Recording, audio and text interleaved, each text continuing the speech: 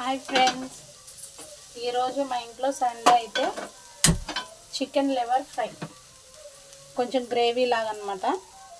మీ ఇంట్లో ఏం వండుకున్నారో కామెంట్ చేయండి. నా ఛానల్ని ముందుగా సబ్స్క్రైబ్ అవ్వండి, లైక్ చేయండి ఫ్రెండ్స్. బెల్ ఐకాన్ని ప్రెస్ చేయండి. లివర్ని అయితే ఉప్పేసి పసుపేసి కొంచెం ఉడకబెట్టేసుకొని పక్కన పెట్టేసుకున్నాను. మిగతా ప్రాసెస్ చూసేద్దాం. ఇప్పుడు కూరకు సరిపడా ఆయిల్ వేసుకుందాం. ఒక 2 స్పూన్స్ ఆయిల్ వీటెక్కిన తర్వాత దీంట్లో కొంచెం కరివేపాకు వేసుకుందాం. కరివేపాకు వేగిన తర్వాత దీంట్లోకి పచ్చిమిర్చి, ఉల్లిపాయ ముక్కలు, ఒక పెద్ద ఉల్లిపాయ కోసుకున్నాను అనమాట. ఉల్లిపాయ ముక్కలు వేసి వేయించుకుందాం.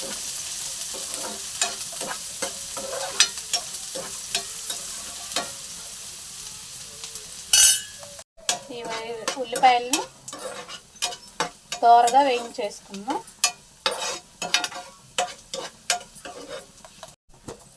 ఇలా వేగిన ఉల్లిపాయల్లో 1 స్పూను అల్లం వెల్లుల్లిపాయ పేస్ట్ వేసి ఇది పచ్చివాసన పోయే వరకు వేయించుకుందాం.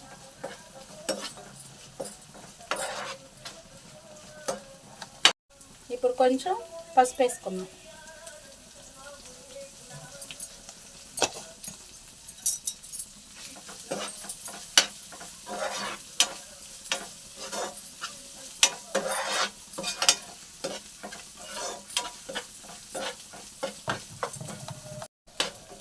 ఇది కూడా కొంచెం వేగిపోయిన తర్వాత దీంట్లో చిన్నవి 2 టమాటా ముక్కలు కోసుకొని వేసుకుందాం. ఇది కూడా బాగా వేయించేసుకుందాం. ఉట్టి ఫ్రై కావాలనుకుంటే ఇవేమీ అవసరం లేదు. ఒక ఉల్లిపాయ, పచ్చిమిర్చి, అల్లం వెల్లుల్లిపాయ పేస్ట్ వేసి వేయించేసుకుంటే మనకి ఓన్లీ ఉట్టి ఫ్రై అవుతుంది. మూత పెట్టుకొని టమాటాలు ఉడికిచ్చేసుకుందాం.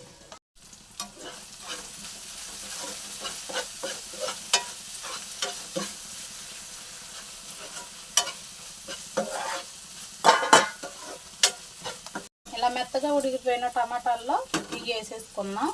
ఆ వాటర్ ఉన్నా ఏం పర్లేదు, వేగిపోద్ది.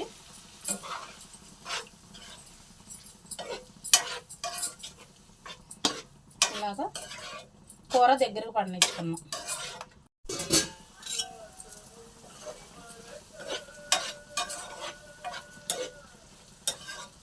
దీంట్లో సరిపడా కారం వేసుకుందాం.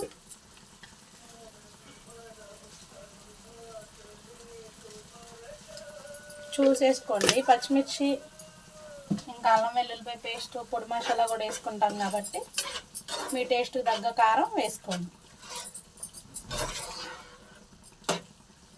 ఈ కారం కూడా 1 నిమిషం వేయించేసుకుందాం. ఇలా కూర దగ్గర పడేటప్పుడు సరిపడా పొడి మసాలా, దీంట్లోనే ధనియాల పొడి, జీలకర్ర పొడి, గరం మసాలా అన్నీ ఉంటాయి. నేను మొత్తం అవి చేసుకొని ఇంట్లోనే పెట్టుకుంటాను. ఆ పొడి వేసుకొని ఒకసారి కలుపుకుందాం. ఇలా వేగిన తర్వాత దీంట్లో సరిపడా కొత్తిమీర, నేను కొంచెం పచ్చి కొబ్బరి ఉంటే వేసుకోండి, టేస్ట్ బాగుంటుంది. వేసుకొని మళ్ళీ ఇంకా 2 నిమిషాలు వేయించేసుకుందాం. ఇంకా చికెన్ లివర్ ఫ్రై రెడీ అయిపోయినట్టే.